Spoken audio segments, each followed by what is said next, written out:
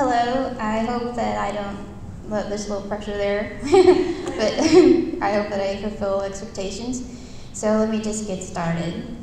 As a teacher, I've always been interested in the development of critical thinking.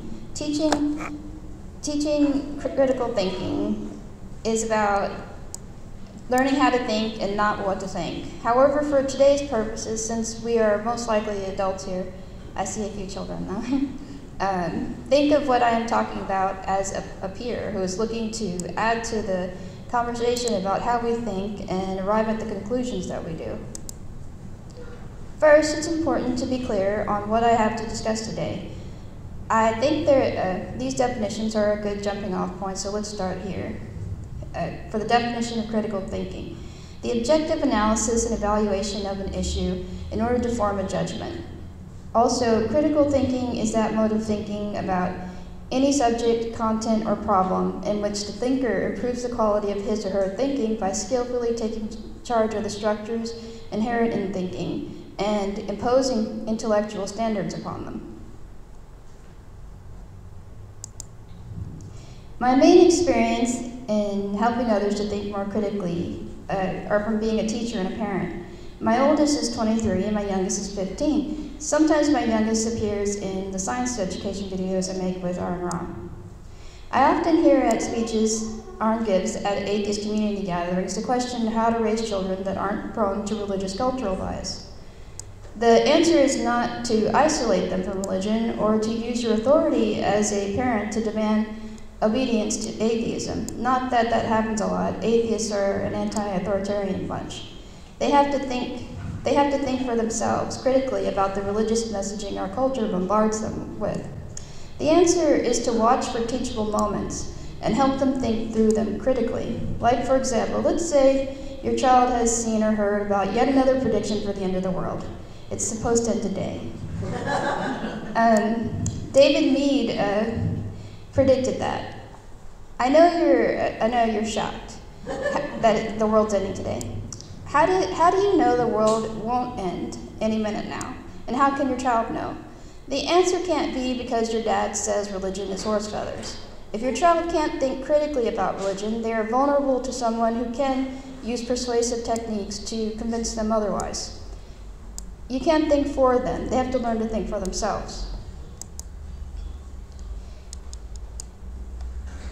Incidentally, that is one thing I often had to help middle schoolers work through, the bandwagon effect. Middle schoolers are often concerned with fitting in and what their friends feel and think. But what if one of their peer group is a bully? Bullies often don't stand alone. They often have their own bandwagon of followers and bystanders giving them power in numbers. When two students have a fight, often there are others that have escalated the situation because they want to see a fight. It's often a good approach to get students to be aware of their own thinking and to think for themselves and not jump on the bandwagon. I like this quote about the role of critical thinking in education. This, of course, is Martin Luther King. Education must enable one to sift and weigh evidence, to discern true from false, the real from the unreal, and the facts from fiction. The function of education, therefore, is to teach one to think intensively and to think critically. The process for evaluating your own thinking is often credited to Socrates, who is often quoted as saying, "I cannot teach anybody anything. I can only make them think."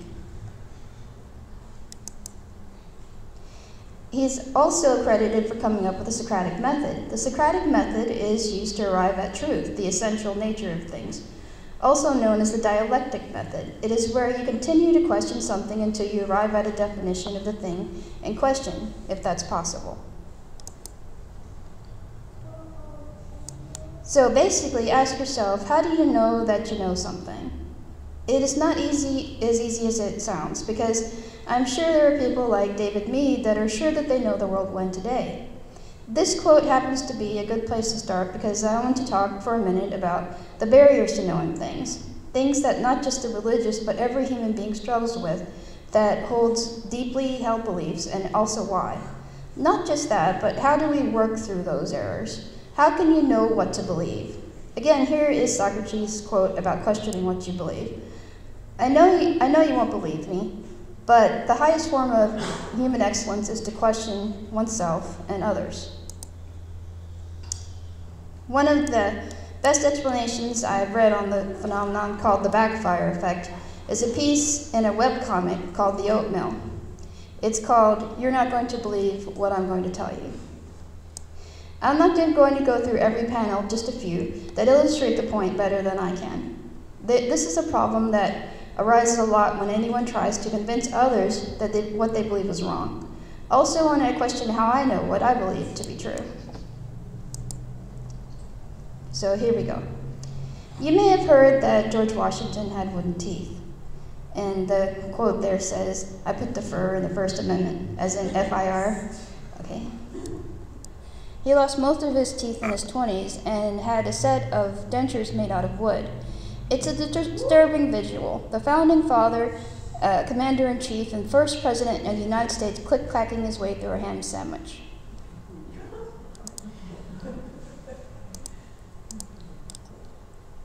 In 2005, the National Museum of Dentistry in Baltimore, laser scans were performed on Washington's 200-year-old dentures and found them to be made of gold, lead, hippopotamus, ivory, horse, and donkey teeth.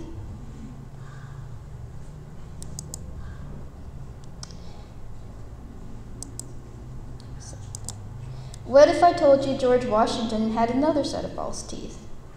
What if I told you the other set wasn't made from wood, ivory, or any of those aforementioned materials? The second set was actually made of the teeth of slaves. Now let's try this again. How did it feel to learn this fact about George Washington? Any more of that friction? Is there any friction? Before we go on any further, allow me to reiterate. I'm not here to convince you that George Washington was a bad person.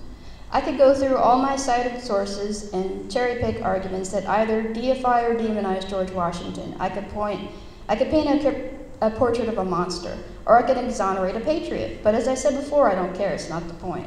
The point is to give you an emotional barometer of how you feel when presented with new ideas. Because you may have noticed that the first fact about George Washington's teeth was rather easy to accept. I would even wager that when I told you the first fact, you accepted it without question. Oh my, how gosh, so interesting. But when I told you the second fact, you immediately checked my sources and are now furiously composing an informed yet incendiary retort, which you will boldly deliver to me in the form of a sour, blustering Facebook comment. Of course. And that's okay. That's all part of it. Why do we easily soften to some ideas, but not to others? Why do we gnash our teeth when presented with evidence counter to our beliefs? Why do we not only ignore the evidence, but dig our heels in deeper and believe more strongly in the opposing argument? Why? Why would providing more evidence make someone less likely to believe in an idea? It seems backwards and bat bum crazy bonkers to me. It turns out bat bum crazy bonkers has a name in the world of neuroscience. It's called the Backfire Effect. It's a well-documented psychological behavior. Here we are. Okay. A few years ago at the University of Southern California's Brain and Creativity Institute, a study was conducted where participants were placed into an MRI machine. Once inside, they were presented with counter-arguments to strongly held political beliefs. A few examples. Laws restricting gun ownership should be made more restrictive. Gay marriage should not be legalized. As participants were read these counter-arguments, various parts of their brains were scanned for activity. What the study revealed was that the part of the brain that responds to physical threat also responds to an intellectual one. This area of the brain is known as the amygdala, and it's the emotional core of your mind. Unfortunately, it makes us biologically wired to react to threatening information the same way we'd react to being attacked by a predator. From an evolutionary standpoint, it makes sense. If you were a caveman and another caveman threw a boulder at your head, you wouldn't react biologically debating the pros and cons of getting brained. They're saying, Frank jealous of Jeff's nice cave. Frank will kill Jeff and take Cave. Goodbye, Jeff. Now, Frank, I think objectivity is key here. So, core beliefs are beliefs which people cherish the most deeply. They usually develop from childhood and are compounded by life experiences. Core beliefs are inflexible, rigid, and incredibly sensitive to being challenged.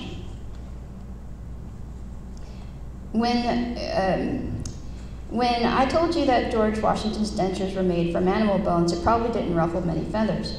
But when I suggested they were made from slave teeth, I'm guessing it caused strife with some people. There are obvious cultural reasons for this. Slavery is a sensitive hot-button issue, but there are biological reasons as well. The amygdala of your brain is screaming, battle stations. It's like, have no fear, I'll kill it with swords. Some of you may have held a worldview that George Washington was a patriot and a hero. By presenting negative information about him, it challenged that worldview. Your brain loves consistency. It builds a worldview like we build a house. It has a foundation and a frame, windows and doors, and it knows exactly how everything fits together. See, this person's core belief is they are a dog person right there. So, if new piece is introduced and it doesn't fit, the whole house falls apart. Your brain protects you by projecting that piece. No. It then builds a fence and a moat and refuses to let in any visitors. This is why we have the backfire effect. It's a biological way of protecting a worldview. And just remember that your worldview isn't a perfect house that was built to last forever. It's a cheap condo, and over time, most of it will fall apart. I'm going to stop right here because this neatly illustrates why critical thinking about one's beliefs are so difficult to challenge. The believer's body is not effectively distinguishing a challenge to a core belief from a biological threat. People become defensive because they are actually physically afraid. What is the solution, though? Because many of us sitting here, including me, once had cherished religious beliefs that we labored through. It didn't go away from me overnight. For me overnight, it was a 2-year process of people helping me to reason through it and myself challenging what I believed to be true. And now many of us are on the other side of religion, and a lot of us care about how to convince others that their religious beliefs are wrong. And if we're going to be free thinkers, shouldn't we also try to think freely of cultural biases too? Particularly as we see too clearly here in Texas. But you're in California, but I live in Texas. But now with evangelicals steering Trump, everyone can see what happens if bad religious ideas like homophobia guide policy. You get government officials so obsessed with pleasing biblical literalists that they focus the agenda on restricting the freedom of others. Bill after bill, attacking reproductive freedom and the obsession with LGBT rights to marry, like other citizens, for example. Reasoning with people that have not just flawed but harmful, deeply held core beliefs is near impossible considering the backfire effect. But it's not fruitless, or liberal Christians like Episcopalians that support same marriage, and a lot of us wouldn't be sitting here today. So what is the key to get past someone's inbuilt defenses and come to an understanding about a harmful core belief, particularly if it is tied to their identity? The oatmeal didn't answer that question, but the approach it took to explain it is one method to get past those defenses instead of tripping on their cognitive tripwire and causing a shutdown. Since we were talking about people we care about changing their minds about a harmful belief, here is what Julia Galef, the president of the Center for Applied Rationality, suggests. I'm going to magnify that.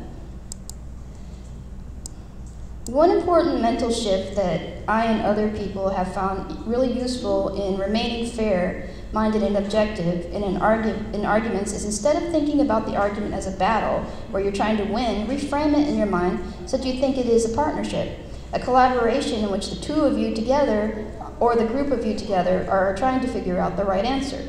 That makes it much easier to evaluate which arguments are good and which arguments are bad because you're motivated by getting the right answer together rather than by having whatever argument you came into the discussion with being the right answer.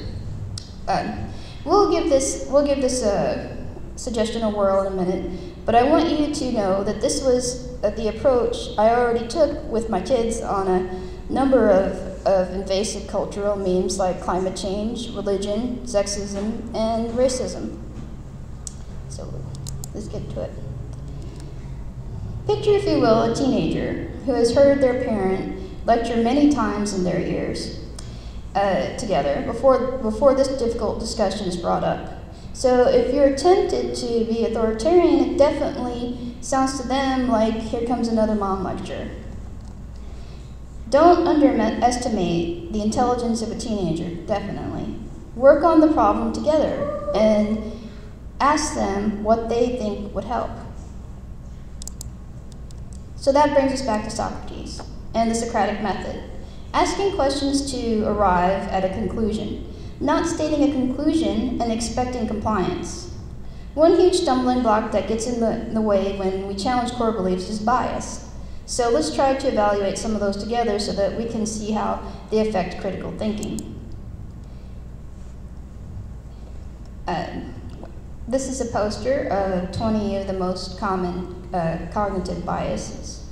We won't get to all of them in the time we have here, but here is a courtesy. This is for courtesy of Samantha Lee and Drake Bear. It was an article in Business Insider, and where they got the information from is at the bottom, which you can't see, but we might post this as a video. Okay. At the top of this poster is blind spot bias. People are much better at seeing bias in other people than themselves. And here's this verse, I don't know if y'all remember. How can you say to your brother, brother, let me take the speck out of your eye, when you yourself fail to see the plank in your own eye? You hypocrite, first take the plank out of your own eye, and then you will see clearly to remove the speck from your brother's eye. So that's kind of like the Christian equivalent of, hey, you got a blind spot there. I'd like to examine just two of these cognitive biases from the point of view of common Christian biases and also a common cultural bias. I'd also like to make a connection here. Unless we do as most Christians do and ignore our own biases, there will also be one from the point of view of one of my own biases I have worked through. As a side note, one or two of the people cited in articles on this topic have a few cultural biases they haven't fully worked on. They wouldn't be human like the rest of us if that were not the case. Okay, here we go. I want to point out here that biases are mental shortcuts that don't give adequate thought to critical thinking. Let's start with one that is commonly cited against creationists, confirmation bias. It's one of the biggest stumbling blocks to understanding evolution. Creationists have made up their mind that God created them in his own image. When I reminded Ken Ham to look in the mirror that he's an ape, I didn't mean him especially. I meant that biologically he's an ape, like all the rest of Homo sapiens. It is clear as the downward pointing nose on his face, a trait shared with other catarrhines, or old world monkeys. From Greek, kata means down and rhine means nose, and including apes like Ken meant the rest of humanity, and gorillas and chimps, to name a few. But of course, his response was that he was made in the image of God, not an ape. If that were true, then his God is an ape. He's an extreme example of confirmation bias, as he makes a living off of creationism, so motivated reasoning is keeping him defending that a priori conclusion. What about me, though? Have I struggled with confirmation bias? Sure. Before I understood evolution, I thought the same way, that humans were especially created by God, and it was staring me in the face every time I saw another non-human ape. But bias was keeping me from seeing it. Now a non-religious example of confirmation bias. Most atheists and non-believers don't really have religion to point to as a reason for sexist ideas. We can't point to Eve's original sin to justify bias against gender roles. So what do some of the non-religious do instead? They use evolution to confirm biased preconceptions about gender roles. I've had atheists sit next to me at dinners who repeat what atheists with platforms say. They actually justify the gender gap in science, technology, engineering, and mathematics, and throw out terms like sexual dimorphism of the human brain, of all things, to justify this gap. That is not to say that there isn't any types of dimorphisms, but you have to make a scientifically backed claim that is the best explanation. The problem is that socially constructed notions of gender are never considered. Let me build a bridge here first. My husband, R.A.F.T, is still counseled by other atheists to cut his hair to conform to social norms. They also tell him, why don't he clean himself up, as if having long hair makes you unclean or something. And is hair length a socially constructed gender norm, or is it evolution? Socially constructed is not the same as, it's not synonymous with imaginary. The prison system, for example, is a social construct, but very real nonetheless. There was an interesting experiment in BBC's series No More Boys and Girls, Can Kids Do Gender Free?, where children were dressed up as in gender clothes of the other opposite sex. What the video shows is adults handling the girl children dressed as boys more roughly and putting them on bikes, and offering the boys dressed as girls dolls. Preconceived notions of gender influence how we treat children differently, and then those differences are explained away as innate or a product of evolution, and teasing out exactly how much that accounts for people's differences is not as simple as it seems. Let's do just one more. One of the most common cognitive biases that interferes with critical thinking is stereotyping. Christians often stereotype atheists as immoral without evidence or studies to back that up. And you could be tempted to say, who cares what they think? But what the majority of a country thinks matters. Why should it even be damning to admit you are an atheist running for office? There is no data to back up that atheists are any more immoral than Christians. My husband can't get publicity in a local newspaper because they stated that their readers are Christians. So what they think matters. I am a former Christian, and when my brother told us he was an agnostic in his 20s, I really couldn't parse it. How do you even not believe? I didn't think he was any more immoral, though. Actions speak louder than words. That I thought my own group was more normal is stereotyping. Non-believers are not abnormal, more like unpopular on average, through no fault of their own. And you'd think being a social outcast in general would make non-believers more empathetic to other marginalized groups like ethnic minorities. And most non-believers are, on average, progressive. However, a number of atheists with platforms, especially YouTube, have let cultural biases about race seep into their rhetoric. Trump and the rise of white nationalism came as no surprise to ethnic minorities. They have been saying all along that racism is still very much an issue, to a chorus of all lives matter and other derailments for years. I've seen Christian politicians derail secularists this way. They say Christians have problems too.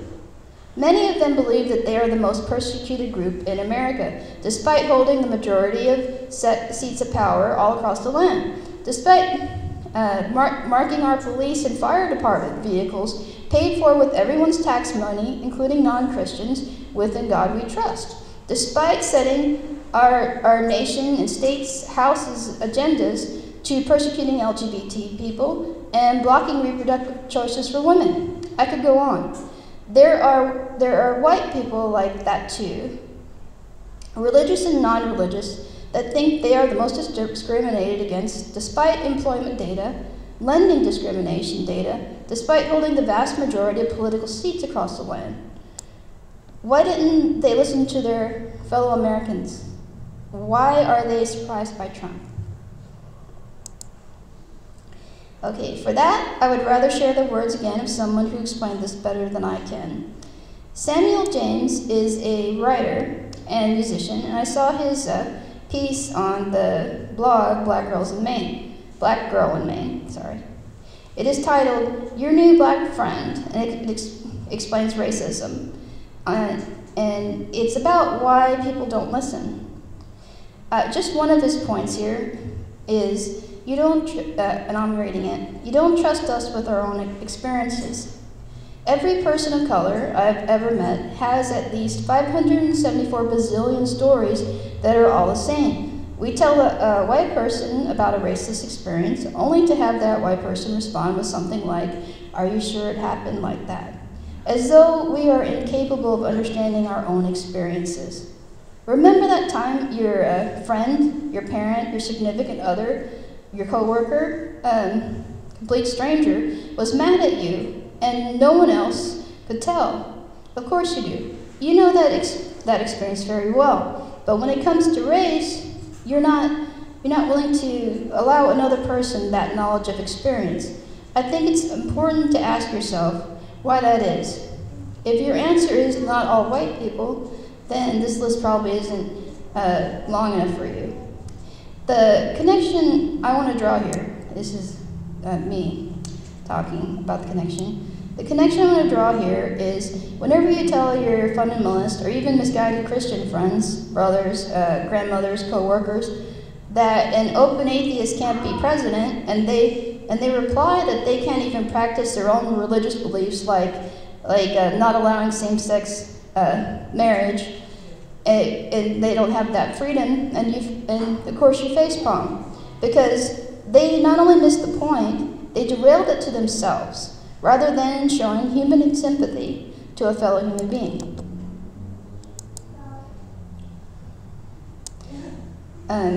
Let's see if we can try to understand one another without the backfire effect ruining it. Let's try this with two stories that actually happened to me. The first one happens to a lot of atheists. People have asked me, where do I get my moral compass without God? So how do you connect the common misperception that you need a God to be moral without making them feel attacked or getting them to be defensive as Christians? This, of course, is an actual picture from Manheim, Texas. If you see the sign there, it talks about how atheists, abortionists, and homosexuals are perverts. And that's an actual sign we passed driving through Texas. How do you counter that? If one of your friends would I've had friends that ask me, how do you have a moral compass? And you see their assumption there is that I don't have any kind of moral.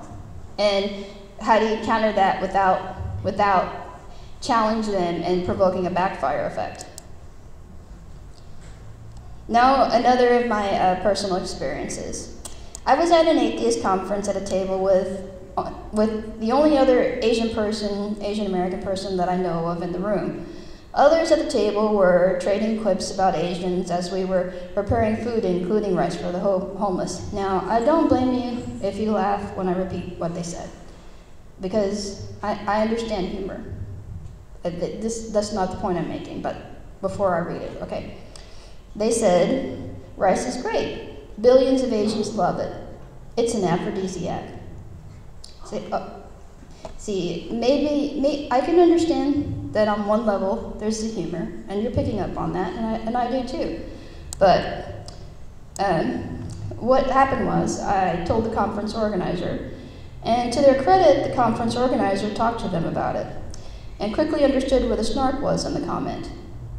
But if I tell that story, I will get what Samuel James described. People explaining the experience as if I can't be trusted to understand what happened, though they weren't there. Once this experience does this experience make some people feel more defensive than the other one? He also made the point of sharing these experiences is not to upset anyone. But of course, that may happen because of the backfire effect. The point is reaching an understanding.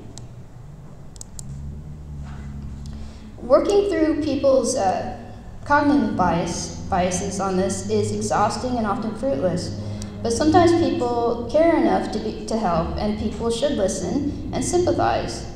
They shouldn't feel personally attacked and defend their preconceived notions about religion, race, gender, or LGBT.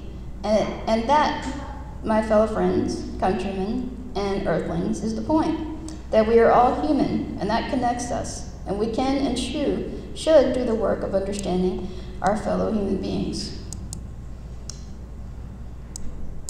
And that's the end of my presentation.